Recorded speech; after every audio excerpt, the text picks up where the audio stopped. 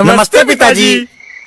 रमेश, शहर से क्या कमा कर लाए हो? महंगाई बहुत बढ़ गई है और ऊपर से पेट्रोल के दाम भी, तो मैं ये। सुरेश, ये कुछ पैसे मम्मी जी के लिए मोबाइल, दीदी के लिए कंगन और भैया के लिए चप्पल। कहाँ से की कमाई? जो ई बाइक चलाई उसने सारी बचत कराई, आखिर बचत भी तो है कमाई। जॉय की बाइक जितनी दौड़ेगी उतनी बचत जोड़ेगी। आज ही घर आए और बचत कमाए।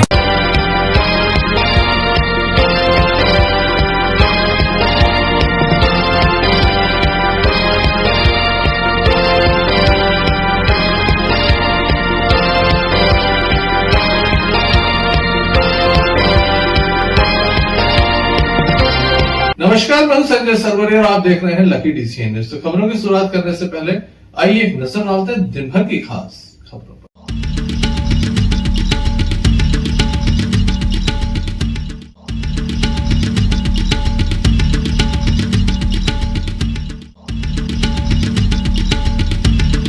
वाहन दुर्घटना में 30 मजदूर घायल, एक की मौत, 2 जबलपुर रेफर। दमोह सांसद पहुंचे निर्माणाधीन मेडिकल कॉलेज को देखने, कहा जल्द होगा सपना साकार।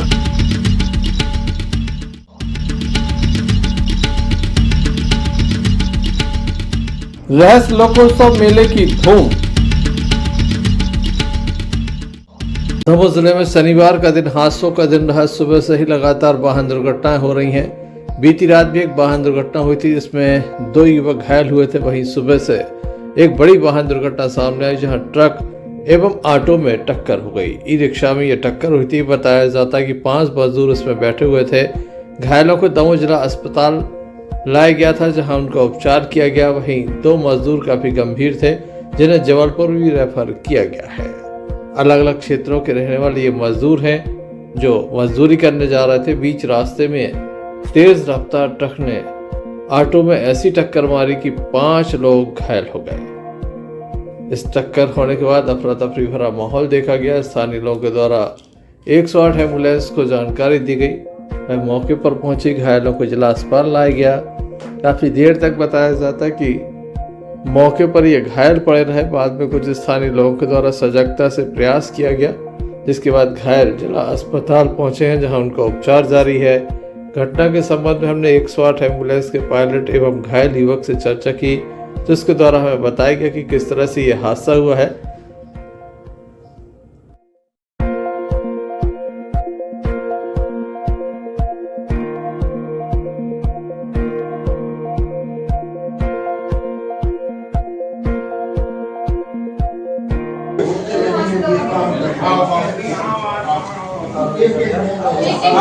मैं EMT अरविंद कुमार अग्रवाल 108 पायलट हरिराम नगर भोपाल से एक इवेंट आया था कि एक एक्सीडेंट हुआ है गणेशपुरम के पास। एक ट्रक ने ऑटो चालक को टक्कर मार दी जिसमें 5 लोग सवार थे। कहाँ जा रहे थे ये लोग? ये लोग काम करने जा रहे थे फैक्ट्री, क्या नाम है? ऑटो वाले। तो ये 5 लोग हैं जिसमें जय कुमार, रमेश अठिया 20 साल, परम पटेल, पिता अमूल पटेल 36 साल, भानु पिता कैलाश 17 साल, भरत पिता कैलाश 24 साल, अशोक पिता गोविंद 35 साल। 2 एमलिया निवासी हैं, 3 एमलिया निवासी, 1 कंधवा और 1 सिमरी राजाराम। 5 काम करने जा रहे थे एमलाई फैक्ट्री। तो ट्रक ने टक्कर मारी तो 5 को गंभीर चोटें आई हैं। तो हम लोग तत्काल इवेंट आया, वहाँ पहुँचे, तत्काल उनको 108 में लिया और जिला अस्पताल लेके आए।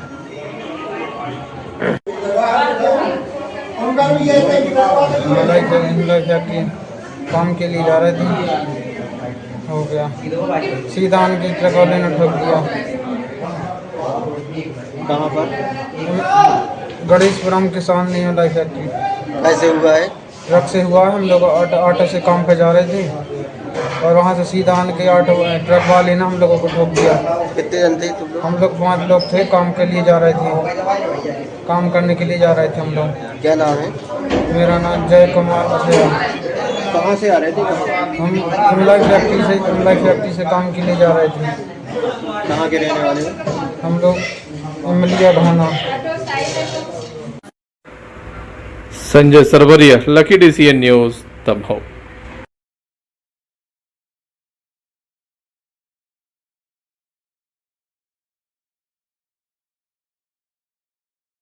दमोह जिले में अवैध रूप से मुरम का व्यापार फल फूल रहा है। खनिज माफिया काफी सक्रिय होने, संरक्षण और सुरक्षा के नाम पर भी कई अधिकारियों ने वसूली की। आज एक बड़ा मामला सामने आया जहां पर विधिवत परमिशन लेकर काम कर रहे युवक से भी रिश्वत की मांग की गई। बताया जाता कि 40,000 रुपए प्रतिमाह रिश्वत की मांग की गई थी। 5,000 रुपए पूर्व में लिए जा चुके थे। ये वही अधिकारी हैं जो अतिरिक्त पुलिस अधीक्षक संदीप मिश्रा के स्टेनो हैं, जो रिश्वत लेते पकड़े गए हैं। सागर लोकायुक्त के द्वारा इन्हें टैप कर लिया गया है। बताया जाता है कि पूर्व में इनके द्वारा रिश्वत मांगी गई थी, तब भी 5,000 रुपए लगे थे। इसके बाद आज भी रिश्वत मांगी गई थी। गाड़ी में ये रिश्वत के पैसे रखवाए गए थे। सागर लोकायुक्त के द्वारा उन्हें रंगे हाथों गिरफ्तार किया गया है। लगातार 2 दिन से उनसे मिलने का समय लिया जा रहा था। आज वह इसके लिए तैयार हुए और उसके बाद सागर लोकायुक्त के द्वारा उन्हें धर दबोचा गया।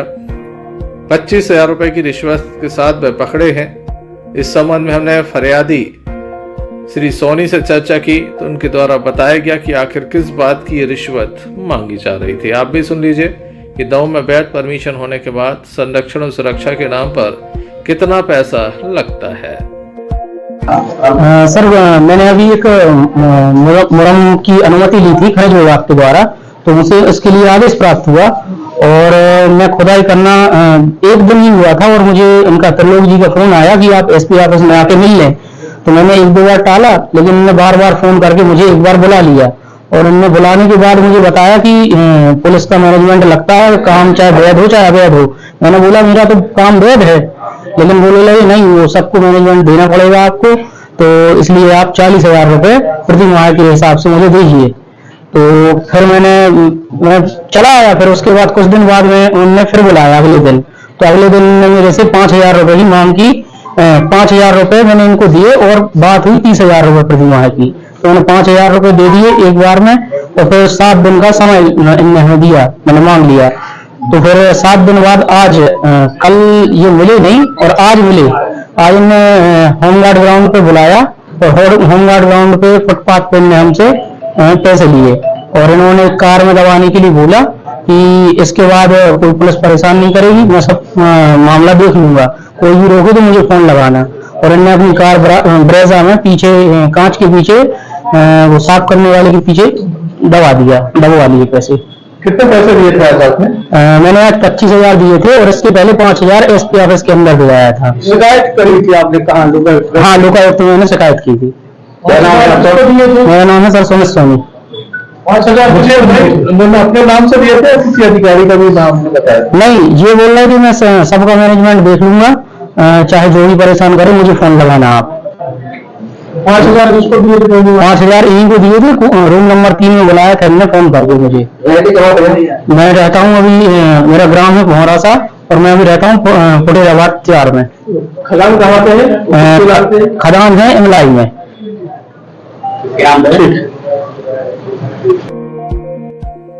सागर लोकायुक्त के अधिकारी BM द्विवेदी जो लगातार दमोह जिले में अनेक ट्रैप आयोजित कर चुके हैं, उनके द्वारा इस टीम का नेतृत्व किया गया। 2 इंस्पेक्टर भी उनके साथ थे। बड़ी कार्रवाई की गई है। अतिरिक्त पुलिस अधीक्षक के स्टेनो पकड़े गए हैं। त्रिलोक इनका नाम बताया जा रहा, जो गिरफ्तार हुए हैं। 25,000 की रिश्वत के साथ पकड़े गए हैं। क्या कहना है इस संबंध में अधिकारियों का, आइए सुनते हैं।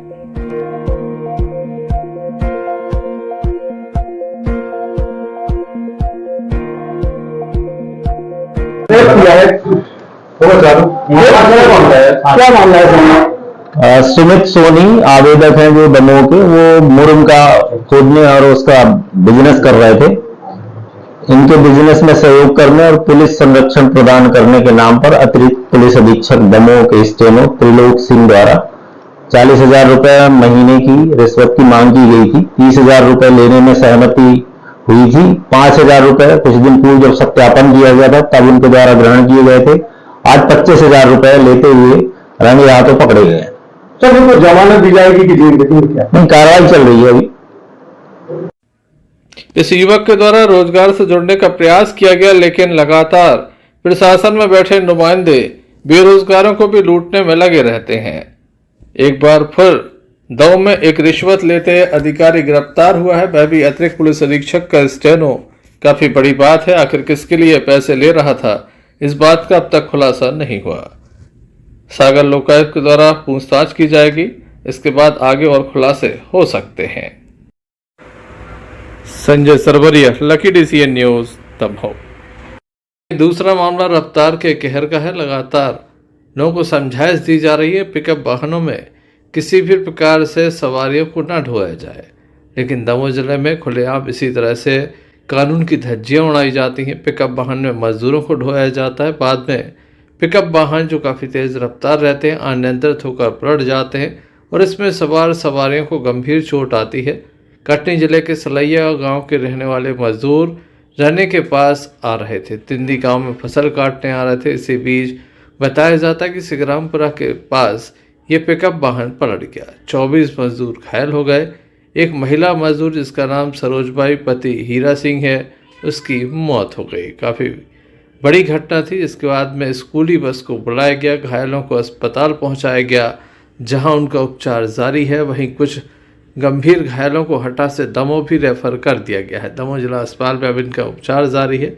आप देख सकते हैं मजदूरों को काफ़ी गंभीर चोट आई है। तेज़ रफ्तार ये पिकअप वाहन था। तमाम मजदूर फसल काटने जा रहे थे, उन्हें नहीं पता था कि फसल काटने की जगह दवा कराने के लिए अस्पताल जाना पड़ेगा। ऐसे में पुलिस की कार्रवाई पर भी प्रश्न चिन्ह खड़ा होता है कि आखिर पुलिस क्या कर रही है जब पिकअप वाहन में सवारियां ढोई जा रही हैं। कटाई का सीजन है, मजदूरों को ले जाना जरूरी है, लेकिन इस तरह से न ले जाया जाए। क्या कहते हैं? रमी थाना क्षेत्र में एक पिकअप पलटने में लगभग 24 लोग घायल हो गए हैं, जिसमें अभी डॉक्टर साहब ने बताया है कि एक महिला मौत हो गई है।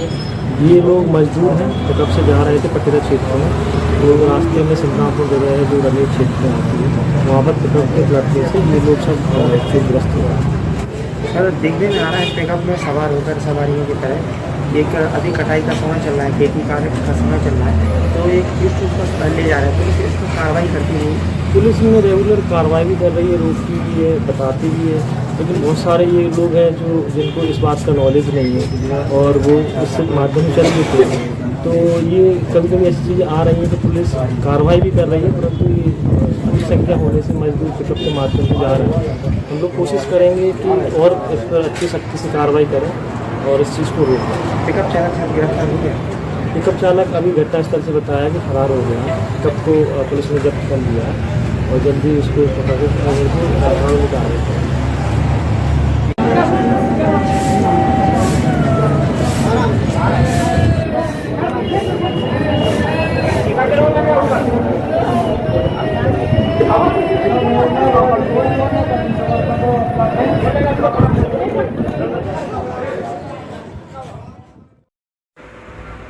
Sanjay Sarwaria, Lucky DCN News, Damoh.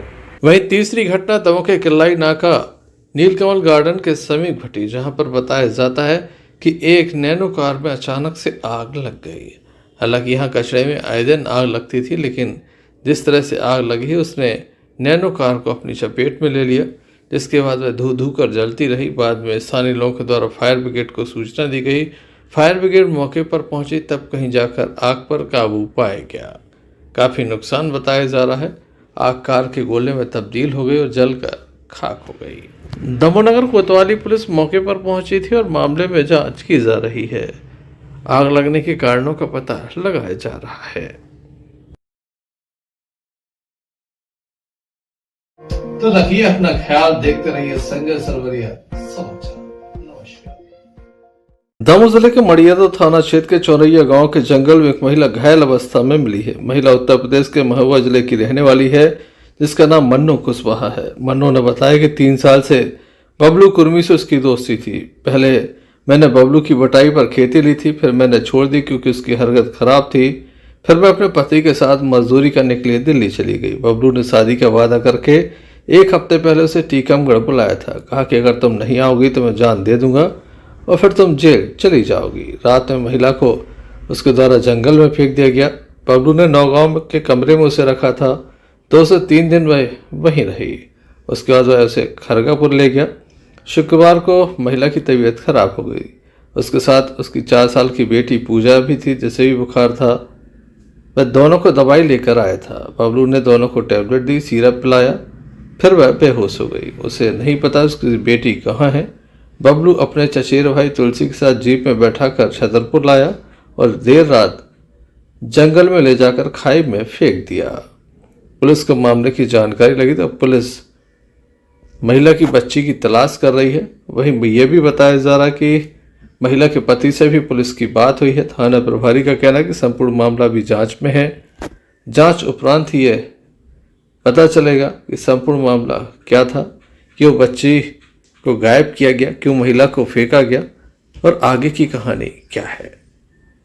आप देख सकते हैं तस्वीरों में, जहां पर एक प्रेमी ने अपनी प्रेमिका को खाई में फेंक दिया और प्रेमिका की 4 साल की बेटी को लेकर वह फरार हो गया। पुलिस मामले की जांच में जुटी हुई है। दमोह जिले को मेडिकल कॉलेज की सौगात देने का वादा करके बीजेपी में आए दमोह सांसद राहुल सिंह लगातार मेडिकल कॉलेज को लेकर काफ़ी सक्रिय नज़र आ रहे हैं। उनके द्वारा कुछ समय पूर्व ही मेडिकल कॉलेज जो निर्माणाधीन है उसका निरीक्षण किया गया था। एक बार पुनः वह यहाँ पर पहुँचे और उनके द्वारा निर्माण कार्यों का जायजा लिया। उनके साथ भारतीय जनता पार्टी के जिला अध्यक्ष श्याम शोहरे एवं दमोह कलेक्टर सुधीर कुमार कोचर विशेष रूप से मौजूद रहे। विभागीय अधिकारियों के द्वारा कार्यों का जो विवरण है वो प्रस्तुत किया गया और बताया गया कि कहाँ क्या हो रहा है, कितना काम हुआ है, तमाम तरह की जानकारी उपलब्ध कराई गई। इस संबंध में दमोह सांसद राहुल सिंह लोधी एवं दमोह कलेक्टर सुधीर कोचर से हमने चर्चा कार्य की प्रगति दिखलाई दे रही है। क्या कार्य दिख रही है? ये जो आज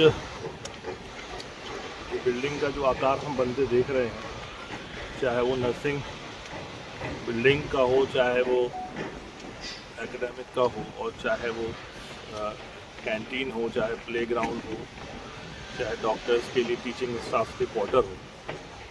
जब हम पूरे इस 30 एकड़ के परिसर में घूमते हैं तो ये जवाब उन लोगों के लिए हो जाता है जो इस बात का आरोप लगाते थे कि मेडिकल कॉलेज का पत्थर बस लगा हुआ है और मेडिकल कॉलेज कभी नहीं बनेगा। और ये मध्य प्रदेश सरकार और केंद्र सरकार के द्वारा ये एक बहुत बड़ी योजना है जो संपूर्ण दमोह जिले के लिए, पवई, पन्ना, बड़ा मलेरा, बकवाहा के लिए मील का पत्थर साबित होगी। और जिस पिछले 6 महीने पहले मैं आया था यहाँ काम देखने के लिए, और 6 महीने में अभी में गति बहुत तेज़ है और बरसात के कारण कोई प्राकृतिक दिक्कत ना हो, अधिक बारिश ना होने के कारण, तो मुझे ऐसा लगता है कि ये इसी दिसंबर तक कंप्लीट हो जाएगा इसका बिल्डिंग। और बहुत तेज़ी से काम चल रहा है यहाँ पे और समय समय पे हम लोग सभी अधिकारियों के साथ मॉनिटरिंग कर रहे हैं।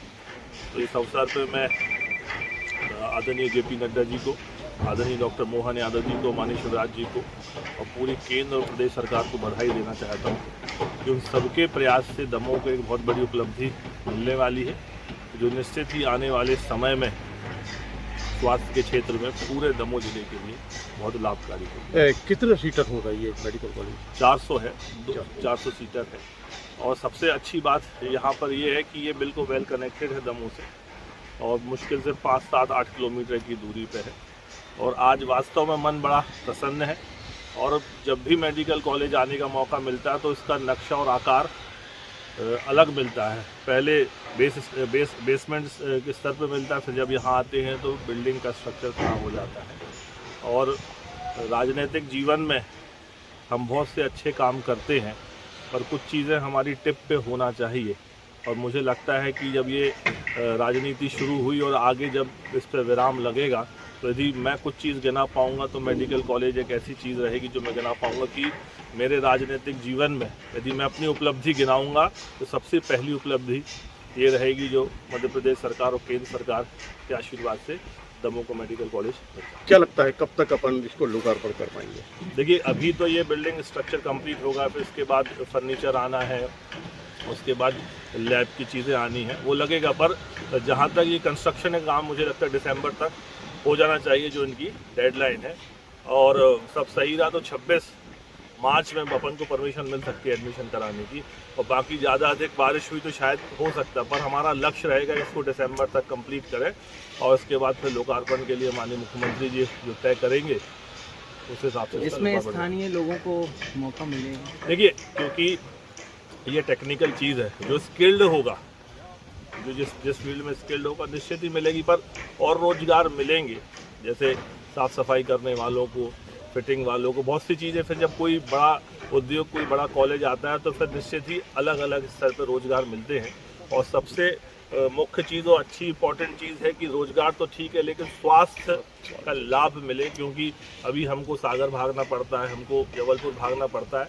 और जैसे मैं शुरू से कह रहा हूँ, फिर मैं आज कहता हूँ कि खुदा न खास्ता हमारा कोई परिवार का बीमार हो जाए तो यहाँ से वो जबलपुर जाएगा और संबंधित पेशेंट को वो भर्ती कर देगा। जब भर्ती कर देगा तो सबसे पहले वो रुकने के लिए जगह तलाशेगा, और फिर उसके बाद भोजन के लिए वो दुकान देखेगा, फिर डीजल पेट्रोल जलाएगा, और फिर वहाँ से वो ख़रीदारी करेगा। तो ठीक जब आसपास के क्षेत्र से जब लोग आएंगे यहाँ पे, तो यहाँ मेडिकल कॉलेज में जब रोकेंगे तो खर्चा करेंगे, जो भी करेंगे वो सारा दमोह आएगा। तो आर्थिक रूप से भी अलग अलग प्रकार से लोगों के इनकम उनके जेब में जाएगी। तो स्वास्थ्य लाभ के अलावा आर्थिक रूप से भी हमारा दमोह समृद्ध होगा, और ये एक बहुत बड़ी उपलब्धि है। इसके लिए मैं पूरी प्रदेश और केंद्र सरकार को बहुत बहुत बधाई और धन्यवाद देना चाहता हूँ। स्वप्न साकार होते दिखलाई देता है, निश्चित ही मन प्रसन्न है। मैं गाड़ी से जैसे ही उतरा, मैंने आदरणीय अध्यक्ष जी से बोला कि तमाम उतार चढ़ाव के बाद, आरोप प्रत्यारोप के बाद, जब ये बिल्डिंग का हम आकार देखते हैं तो ये मन को संतुष्टि देती है कि संघर्ष कितना भी रहा, उतार चढ़ाव कितने भी रहे, लेकिन जब आज ये बन के तैयार होगा तो ये एक बहुत बड़ी उपलब्धि मेरी। सर, मेडिकल कॉलेज का कार्य लगातार प्रगति पर है, आपका सुपरविजन जारी रहता है, क्या कहेंगे? मेडिकल कॉलेज दमोह के लिए बहुत बड़ी सौगात है और इसको समय सीमा में पूरा करना ये हम सबका दायित्व है। और माननीय सांसद जी और माननीय जनप्रतिनिधिगण समय समय पर इसका निरीक्षण करते हैं। पहले भी उन्होंने किया है 2 बार, अब तीसरी बार आज उनका निरीक्षण है। और सारे काम जो है, जो अस्पताल को छोड़ करके, क्योंकि अस्पताल इनके स्कोप ऑफ वर्क में भी नहीं, बाकी चीज़ों में काम संतुष्टिप्रद चल रहा है। सभी ने उसको देख करके संतोष व्यक्त किया है और प्रयास ये होगा कि दिसंबर 2025 तक काम पूरा हो जाए और 2026 से जो है यहाँ पर मेडिकल कॉलेज की पहली बैच चालू हो जाए। ये सबका लक्ष्य है और इसी लक्ष्य के साथ लगातार काम कर रहे हैं। क्वालिटी चेकिंग भी लगातार चल रही है ताकि कहीं पर भी गुणवत्ता से कोई समझौता ना हो, और हम लोग रेगुलरली इसको मॉनिटर करेंगे ताकि काम समय पर पूरा हो। यहाँ पर पानी की व्यवस्था के लिए भी हम लोगों ने प्रपोजल राज्य सरकार को भेज दिए हैं और मुझे पूरी उम्मीद है कि जल्दी ही उसमें एक रिवाइज सैंक्शन मिल जाएगी, जिससे कि यहाँ पर पानी की समस्या बिल्कुल नहीं आएगी आगे आने वाले समय में, और जल निगम के माध्यम से हम पानी की व्यवस्था कर रहे हैं। Sanjay Sarvariya, Lakhi D CN news, Damoh. दमोह का मेडिकल कॉलेज मूर्त रूप ले रहा है। इसके अलावा दमोह में कृषि विश्वविद्यालय एवं रनवे को लेकर क्या तैयारियां हैं, इस संबंध में हमने दमोह सांसद राहुल सिंह से विशेष चर्चा की। दमोह सांसद राहुल सिंह हमारे साथ हैं। एक ड्रीम, एक सपना था कि दमोह शहर में मेडिकल कॉलेज की सौगात दी जाए ताकि दमोह के जो लोग हैं जिन्हें बाहर जाना पड़ता है या तो जबलपुर, नागपुर जाना पड़ता था, वो नहीं जाना पड़ेगा। बहुत ही जल्द ये प्रारंभ होने वाला है। आज मूर्त रूप जो ले रहा है, लगभग 75% के लगभग काम हो गया है। जब आप देखने गए होंगे तो मन में कैसा विचार आया और क्या लगा अंदर से? देखिए, मेडिकल कॉलेज मतलब मेरा अकेला सपना नहीं था। दमोह के हर व्यक्ति और सभी वर्ग के लोगों का इच्छा थी, उनके मन में था कि दमोह में मेडिकल कॉलेज बने। तो पहले फेज का जो मेडिकल कॉलेज का काम 60-65% के लगभग पहुंच गया है, और निश्चित ही जब अपन किसी सोच को लेके अपन काम करते, किसी लक्ष्य को लेके काम करते हैं और उस लक्ष्य की प्राप्ति की ओर जब अपन पहुंचते तो मन बड़ा प्रसन्न होता है।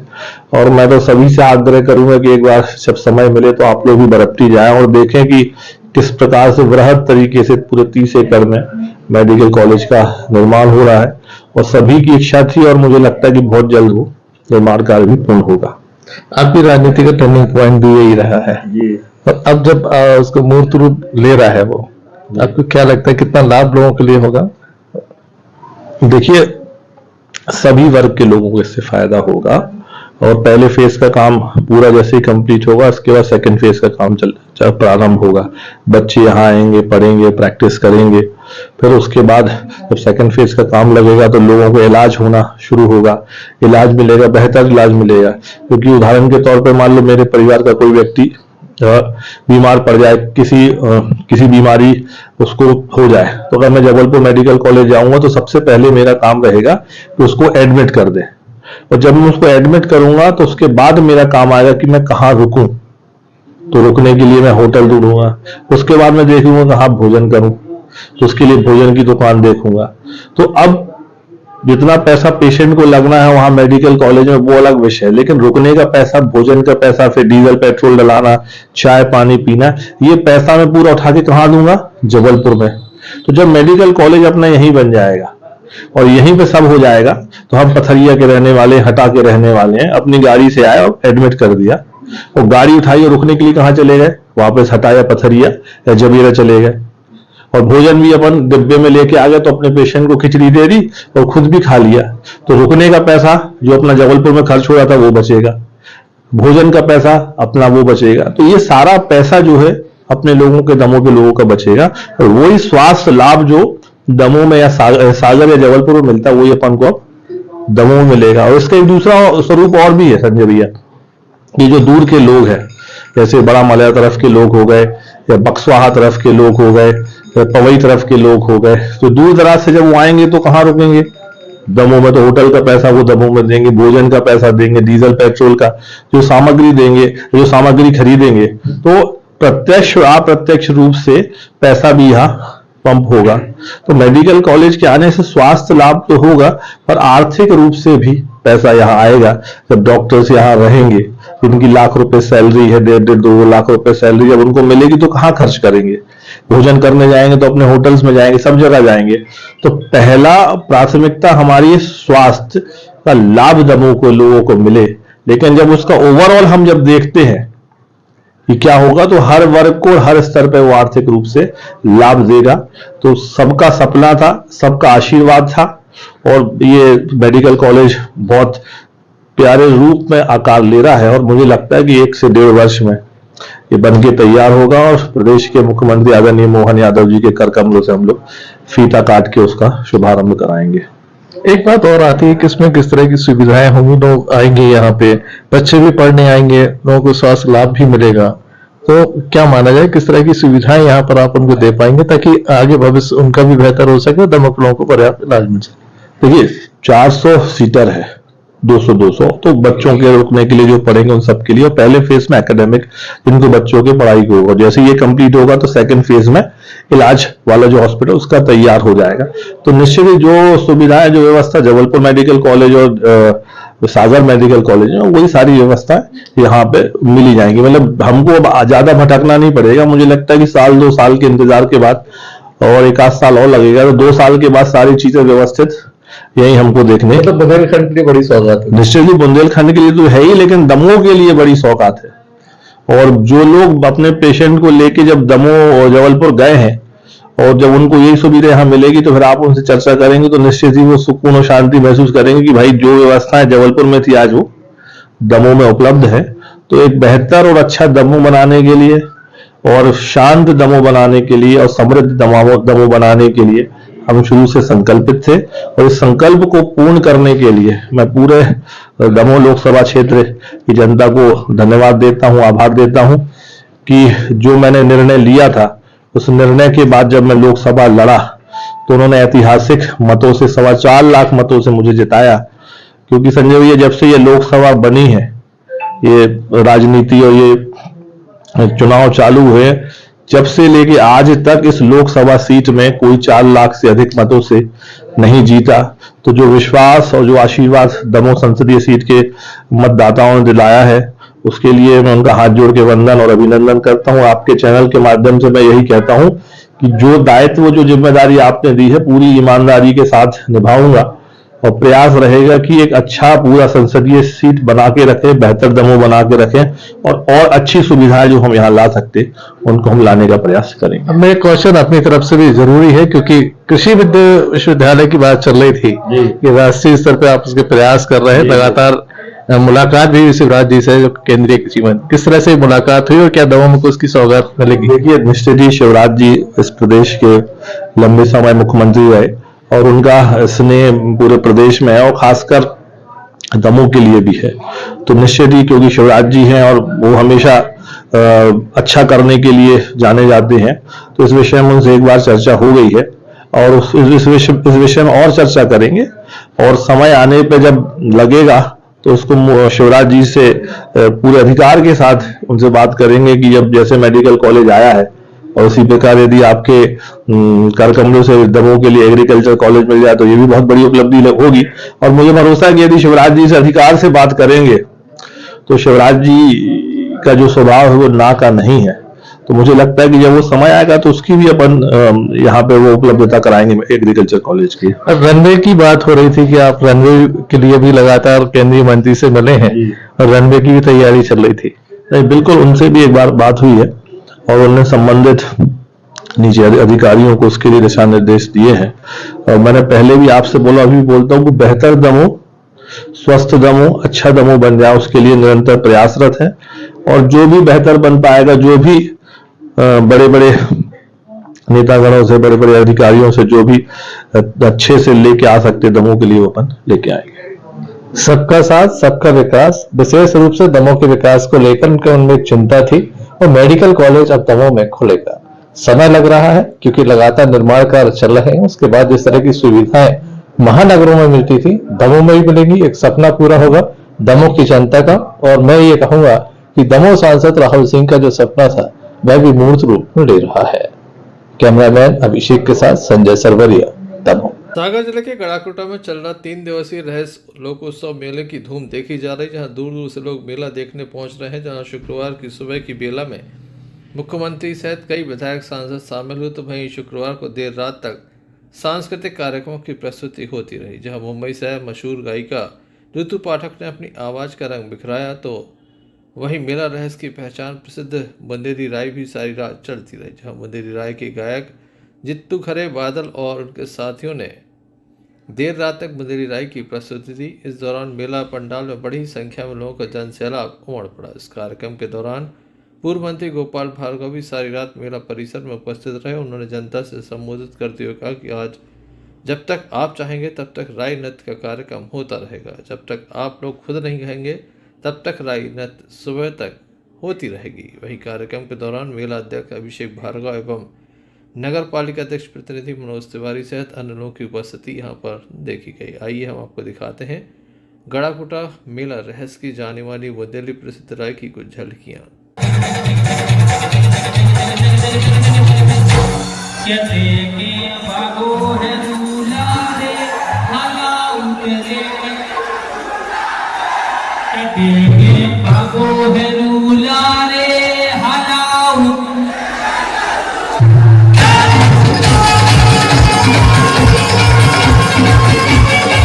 सबसे पहले तो आप सभी को दोनों हाथ जोड़कर प्रणाम करता हूँ, आपको धन्यवाद देता हूँ, आपका आभार करता हूँ और आपको वंदन और अभिनंदन करता हूँ कि इतनी बड़ी संख्या में आप सभी लोग आज यहाँ पर उपस्थित हुए हैं। मैं चाहूंगा कि दोनों हाथ उठाकर ताली बजाकर आप अपना अभिवादन कीजिएगा। पीछे तक के लोग उठा दीजिए भैया, सभी लोग। आज जो रंगारंग कार्यक्रम चल रहा है, इसके बारे में क्या जानकारी, क्या क्या कार्यक्रम आयोजित हो रहे हैं? आज मेले का दूसरा दिन है। पहले सुबह के सत्र, दोपहर के सत्र में हमारे माननीय मुख्यमंत्री जी, मंत्री, सांसद, विधायक सभी आए थे और मेले में 4 चाल लगा कर गए। और अब शाम को 8 बजे से हमारे जो बम्बई के कलाकार हैं ऋतु पाठक, जलेबी बाई गाना जो उनका फेमस है, अभी रंगारंग कार्यक्रम चल रहा है। 10 बजे से हमारी लोक नृत्य बुंदेलखंड का राय, उसका कार्यक्रम पूरी रात चलेगा। और मैं आपके माध्यम से सभी लोगों को आमंत्रित करता हूं कि जो हमारी बुंदेलखंड की प्रसिद्ध लोक नृत्य राय है, उसका आनंद लेने के लिए आप लोग पधारें। माननीय गोपाल भार्गव जी, मेला अध्यक्ष अभिषेक भार्गव जी, आपका बहुत बहुत स्वागत करते हैं।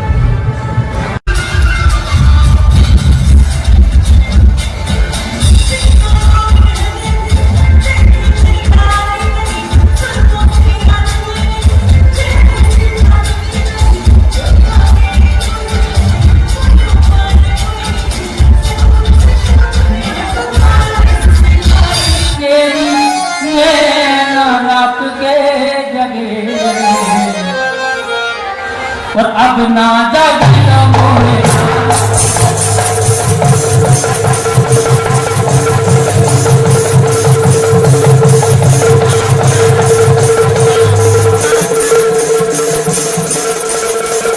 लाइन कौन कौन ने सुनी हमारी हाथ उठाओ एक बार। तो आगे की लाइन कहियो है, रेल से रेली जा रही काल सवेरे। आवाज है यार, आनंद आ गया यार। आगे की लाइन, रेल से रेली जा रही काल, रेल से रेली जा रही काल, सपने गोपाल जाने माने।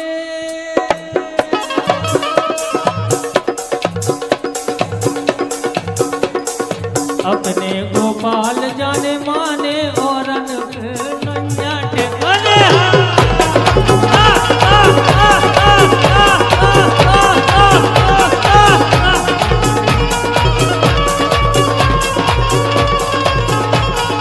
अपने गोपाल जाने माने।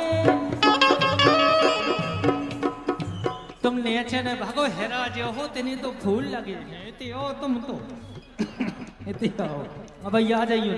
अपने गोपाल जाने माने।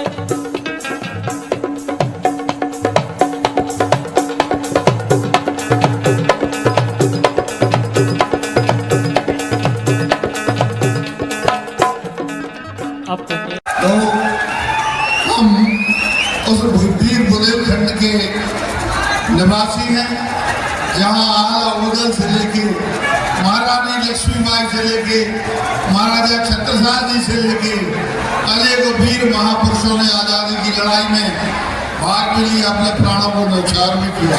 और इसलिए हम सभी लोगों का कर्तव्य। गढ़ाकोटा से यूनिस खान की रिपोर्ट। दमोह की आशु स्वर्णकार को मिलेगा बेस्ट मेकअप आर्टिस्ट का अवार्ड। यह घोषणा भोपाल के प्रभाकर वस्त्रम की ओर से किया गया है।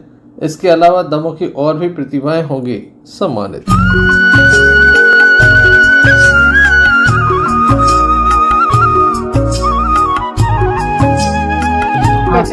कुछ नहीं मैडम, हम खुश हैं। आप तरक्की करो, आगे बढ़ो। दमोह को एक जब अपन आगे बढ़े हैं, कुछ कर रहे हैं तो कुछ करके ही लौट।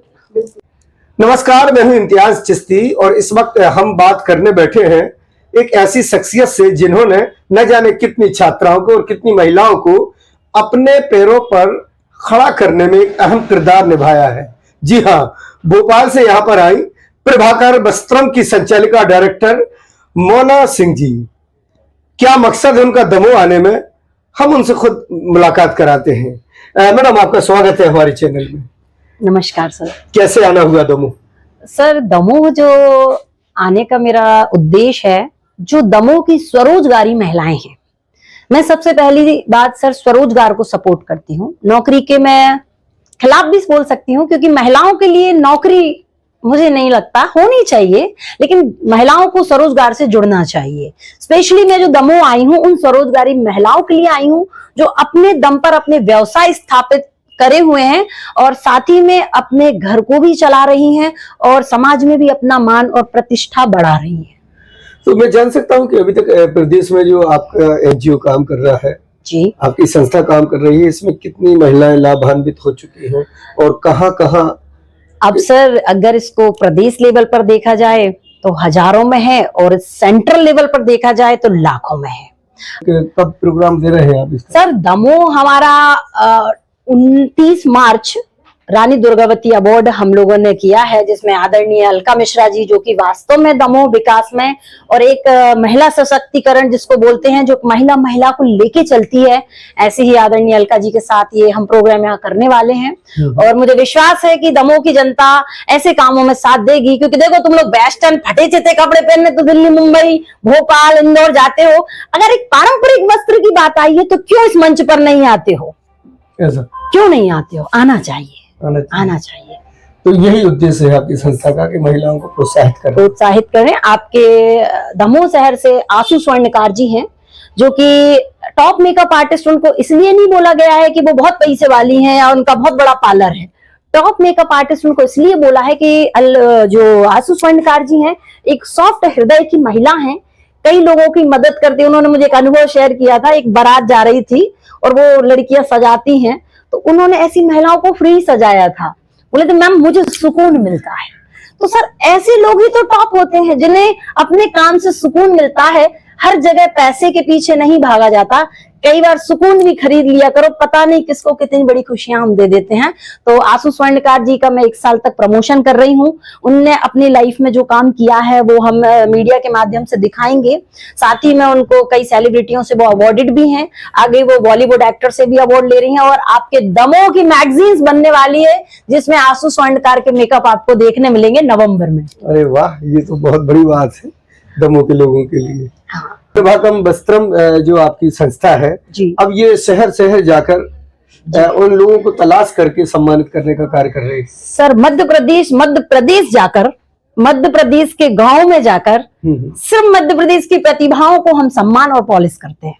क्योंकि सर अगर मैंने दूसरे स्टेट में मैं क्यों जाऊं, मैं अपने मध्य प्रदेश को ही देखूं तो सर मेरी उम्र छोटी पड़ जाएगी। चलाने है दमोह में, कब प्रोग्राम दे रहे हैं आप इसका? सर दमोह हमारा 29 मार्च रानी दुर्गावती अवार्ड हम लोगों ने किया है, जिसमें आदरणीय अलका मिश्रा जी जो कि वास्तव में दमोह विकास में और एक महिला सशक्तिकरण जिसको बोलते हैं, जो महिला को लेके चलती है, ऐसे ही आदरणीय अलका जी के साथ ये हम प्रोग्राम यहाँ करने वाले हैं। और मुझे विश्वास है कि दमोह की जनता ऐसे कामों में साथ देगी। क्योंकि देखो तुम लोग वेस्टर्न फटे चिते कपड़े पहनने तो दिल्ली, मुंबई, भोपाल, इंदौर जाते हो, अगर एक पारंपरिक वस्त्र की बात आई है तो क्यों इस मंच पर नहीं आते हो? ऐसा क्यों नहीं आते हो? आना चाहिए। ब्यूटी इंडस्ट्री में आपको पता है वो कौन सी पहली महिला थी जिसने अपने घर से संघर्ष करके निकली थी? वो है हमारी आदरणीय शहनाज हुसैन जी, जिनका इतिहास आज भी पढ़ाया जाता है। वो एक ऐसी महिला थी, सबसे पहले तो मुस्लिम वर्ग की महिला थी। मुस्लिम वर्ग की महिला को ब्यूटिशियन बनना था। बताइए क्या स्थिति होगी जो बुरखे में और पूरा कितना स्ट्रिक्ट रहता है। उस महिला ने 5,000 रुपए घर से लेकर अपना भविष्य बनाया था। और शहनाज हुसैन आज हमारे देश की वो महिला हैं जिनका इतिहास गवर्नमेंट ITI में पढ़ाया जाता है। तो ये हमारे लिए फक्र की बात है कि बड़ा बिजनेस करने के लिए पैसा होना जरूरी नहीं है, लगन, विजन और सहन करने की शक्ति अगर ये आपके अंदर है तो कोई आपको गिरा नहीं सकता। तो सुना आपने कितनी बेबाकी से कहा है कि हम अब भोपाल से चलकर दमोह के शहर में एक न एक शहनाज को जरूर तलाशेंगे। ये कहना है मोरा जी का। इम्तियाज चिश्ती, दमोह। सागर जिले के कड़ाकोटा में चल रहा 3 दिवसीय रहस्य लोकोत्सव मेले के समापन के दिन जिला स्तरीय आजीविका सम्मेलन आयोजित किया गया, जिसमें बड़ी संख्या में स्व सहायता समूह की मातृशक्ति शामिल हुई। जहां समापन समारोह के मुख्य अतिथि मध्य प्रदेश शासन के उप मुख्यमंत्री राजेंद्र शुक्ला एवं कैबिनेट मंत्री गोविंद सिंह राजपूत, राज्य मंत्री लखन पटेल इस कार्यक्रम में सम्मिलित। उन्होंने राजा महाराज सिंह देव की स्मृति पर पहुंचकर माल्यार्पण करके मेला परिसर पहुंचे। वहाँ गणेश पूजन के साथ कार्यक्रम बढ़ाया।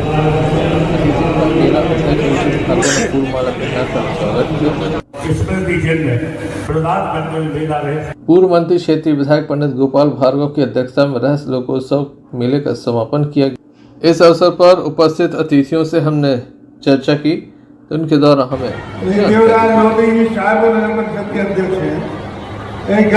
नगर पालिका आदरणीय गोपाल भार्गव जी के नेतृत्व में कड़ाकोटा में जो रहस्य मेला होता है 3 दिवसीय, उसकी जो ऐतिहासिक पृष्ठभूमि है, तो संस्कृति से जुड़ा हुआ कार्यक्रम है, बहुत ही अद्भुत रहा है, भव्य रहा है। और इसकी सफलता के लिए सभी को बहुत बधाई होता है। के मेला बहुउद्देशीय, एक तो यहीं पर दर्जनों लोगों के जो भटकते रहते थे मेडिकल बोर्ड में, प्रमाण पत्र बन गए। अगले महीने उनकी पेंशन शुरू हो जाएगी। और भी जो आवश्यकता होती है निःशक्त जनों के लिए, अन्य लोगों के लिए वो भी पूरी हो जाएगी। उपकरण इत्यादि जो बच्चे हैं, खासतौर से स्कूली बच्चे, उनके लाभ की योजनाएं, स्कूटी वगैरह वो भी दिया गया है। और इसके अलावा अनेकों प्रकार की लाभ की घोषणाएँ हैं। और निर्माण कार्यों को, विकास कार्यों को जो कल मुख्यमंत्री जी ने की, वो अरबों रुपये की योजनाएं मुख्यमंत्री जी ने की हैं, विभाग के मंत्रियों ने की है। तो ये मेला जो है एक तरफ बहुत कुछ लेके जाता है। लेने के लिए एक्चुअली सब देखे जाता है, लेने के लिए ये है कि भगवान की कृपा है, ईश्वर के आशीर्वाद के कारण और जनता के प्रेम के कारण सब सुचारू रूप से आत्मनियंत्रित होकर स्वचालित रूप से चलता है। आज के दिन मेले के समापन अवसर पर मेरी ओर से सभी लोग जो यहाँ पर मेले में भाग लेने के लिए आए या किसी कारण से नहीं भी आ पाए, उन सबके लिए मेरी ओर से बहुत बहुत धन्यवाद है। सिंचाई के बारे में बताया गया कि मुख्यमंत्री जी आए थे, उन्होंने इस क्षेत्र को सिंचाई की कौन सी सौगात मिलनी है उसकी चर्चा हो चुकी है। गोविंद सिंह जी ने बताया कि यदि 5 वर्षों में गेहूं की खरीदी 2700 रुपये करने की हमारी घोषणा थी, तो इस वर्ष 200 रुपये बढ़ाकर 2600 करने का फैसला मुख्यमंत्री डॉक्टर मोहन यादव जी ने ले लिया है। और बेसहारा जानवर, लोग कभी कभी गौ माताओं को कहते हैं कि आवारा है, तो मैं कहता हूँ कि गौ माताएं आवारा नहीं है। जो लोग गौ माताओं को दूध देने के बाद छोड़ देते हैं वो लोग आवारा हो सकते हैं। ये तो बेचारी बेटा। स्कूली छात्र छात्रों को स्कूटी एवं लैपटॉप का वितरण भी किया गया। गढ़ाकोटा से यूनुस खान की रिपोर्ट। प्रत्येक माह की 1 तारीख को श्री गौर राधारमण मंदिर से भव्य शोभा यात्रा निकाली जाती है। हम आपको बता दें कि दमोह शहर के अलग अलग क्षेत्रों से ये शोभा यात्राएं एक साथ निकलती हैं। 1 तारीख को तमाम शोभा यात्राएं एक साथ निकलती हैं। लोकू क्षेत्र में शोभा यात्रा निकाली गई, बड़ी संख्या में लोगों की उपस्थिति देखी गई। आइए हम आपको दिखाते हैं किस तरह से उमंग, उत्साह और श्रद्धा भाव के साथ ही यात्रा निकाली गई।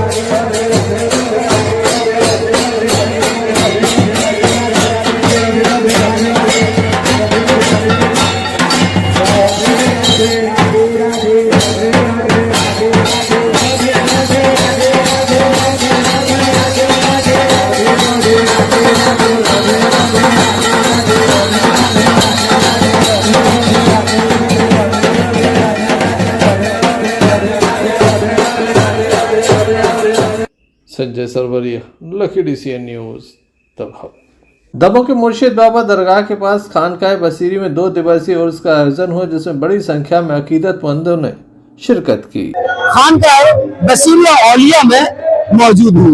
यहाँ पर सरकार बसीर औलिया का उर्स मुकद्दस चल रहा है, जिसमें दूर दराज से ज़ायरीन पहुँचे हैं और अपने पीर का जश्न मना रहे हैं।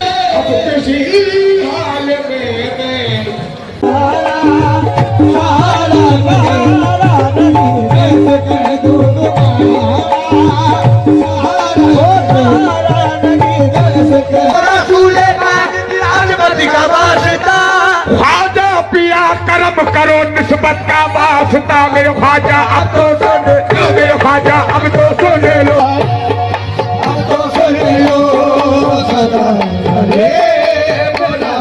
और कुछ है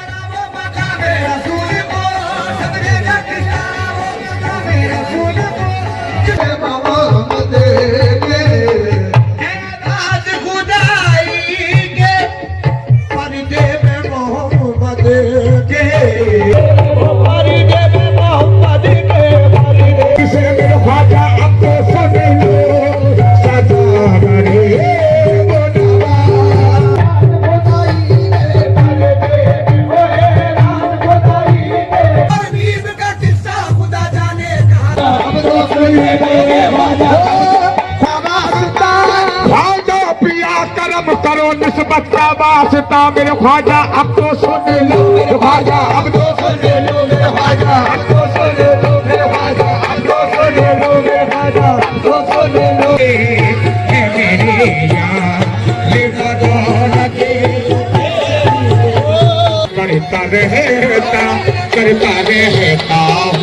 करता रहता हूँ शबोरो से मेरी हंसी थी है मेरे यार है बदौलत मेरी हंसी थी है मेरे यार है बदौलत मेरी हंसी थी। नाज़रीन आदाब, मैं इम्तियाज चिश्ती और इस वक्त आप लकी DCN न्यूज देख रहे हैं और मैं यहाँ पर मुर्शिद बाबा मैदान के पास खानकाह बसीरुल औलिया में मौजूद हूँ, जहाँ पर 2 दिवसीय उर्स की महफिल का आयोजन चल रहा है। हज़रत आपसे जानना चाहूँगा कैसा लगता है जब तमाम पीर भाई इस मौके पर मिल जाते हैं? बहुत खुशी होती है, पुराने पीर भाई से मुलाकात होती है तो तबीयत बाग हो जाती है और उम्मीद करते हैं कि नए नए लोग आए, ज़्यादा लोग आए और हमारे प्रोग्राम में शामिल हो। अच्छा लगता है जब तमाम मुरीदीन यहाँ पर पीर भाई एक साथ जमा होते हैं। अब हाफिज साहब से जानना चाहेंगे क्या पैगाम दिया जाता है इन 2 दिन की महफिलों में? पैगाम बुजुर्गों का ये होता है कि नेक रास्ता इख्तियार करें, नेक रास्ते पर चलें और तमाम बुरे कामों से बचे रहें। ये बुजुर्गों की सलाह है और बुजुर्गों का तरीका है, ये हमारे बड़े बुजुर्ग भी सिखाते रहे। और उसके बाद सूफी सैयदना सराजुल हक का भी यही पैगाम था और जो गद्दी वसीर है हमारे फैजान हक उनका भी यही पैगाम है कि नेक रास्ते पे चलें। यहाँ पर जो प्रोग्राम चल रहा है सबको एक करने का प्रोग्राम चल रहा है। नमाज की हिदायत, लोग जो बुरे रास्ते पे उनको सही रास्ते पे लाने का ये सब काम चल रहा है। मुल्क हिंदुस्तान के लिए खैर और बरकत की दुआएं, हमारे मुल्क में अमन सुकून रहे, सब भाईचारा बना रहे, ये सब चल रहा है। किनकी महफिल मनाई जाती है? ये हबीब मियाँ सैयदना मौलाना हबीब अहमद फरीदपुरी, इनका मनाने का जो आगाज किया है ये बसीरुल औलिया ने किया और उनके बाद विसाल के बाद सैयद सराजुल हक साहब ने किया और उनके विसाल के बाद आपके साहिब सज्जादा फैजान हक साहब कर रहे हैं। कैसा लगता है? बहुत अच्छा लगता है, सब एक लोग होते हैं तो बड़ा दिल खुश हो जाता है कि अमन मोहब्बत का पैगाम इन महफिलों से दिया जाता है और यहाँ पर तमाम मुरीदीन जमा होते हैं और अपने पीर का जश्न कुछ इसी अंदाज में मनाते हैं। Imtiaz Chishti, lucky DCN News, Damoh. इस समय परीक्षाओं का सीजन चल रहा है। कक्षा 5वीं एवं कक्षा 8वीं की परीक्षाएं लगातार जारी हैं। बच्चों के सेंटर परिवर्तित किए गए हैं ताकि उसी स्कूल में बच्चे न रहें जहां पर अध्यापन कार्य करते हैं। परीक्षा के लिए दूसरे सेंटर बनाए गए हैं। दो में रुद्र पब्लिक स्कूल का सेंटर सरस्वती शिशु मंदिर में बनाया गया था, जहां पर छात्रा परीक्षा देने गई थी।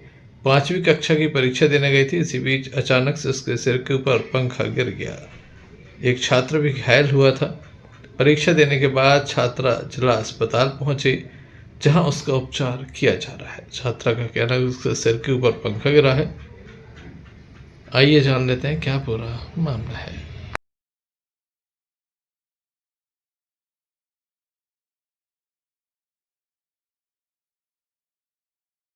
नाम है बढ़िया आपका? क्या हो गया आपको? वो स्कूल से आ रहे थे, पेपर देने जा रहे थे तो वो क्लास में गए तो पंखा घूम रहा था, अचानक से घूम सर पे गिर गया। किस क्लास में पढ़ती हैं आप? 5th। किस स्कूल में गई थी? सरस्वती। परीक्षा चल रही है? हाँ। कौन सी क्लास में है? 5th। और कोई और घायल नहीं हुआ है? हाँ, एक लड़का हाथ में लग गई। आपके सिर में लगी है चोट? हाँ।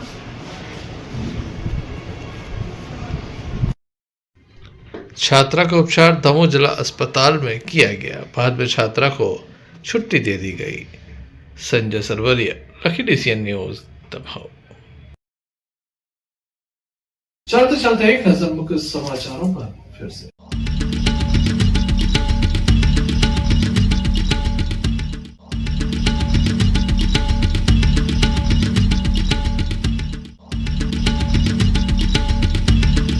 वाहन दुर्घटना में 30 मजदूर घायल, एक की मौत, 2 जबलपुर रेफर।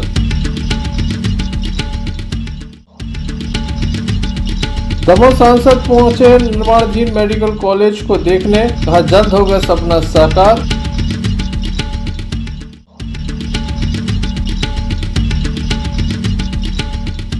रहस्य लोकोत्सव मेले की धूम। तो ये थी अभी तक की कुछ खास खबरें। अगला न्यूज बुलेटिन लेकर हम पुनः हाजिर होंगे, तब तक के लिए दीजिए मैं इजाजत। भारत ले रहा है इलेक्ट्रिक अंगड़ाई और इसमें हम सफर है आपका अपना कोई, जो ले जा रहा है आपको अपनी मंजिल की तरफ।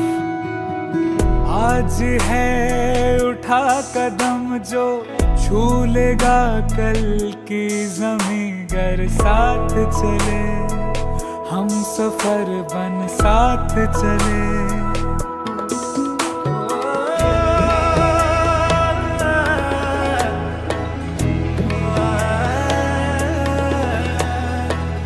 एक दूजे के सफर को अपना ही सपना समझ कर साथ चले, हम सफर बन साथ चले।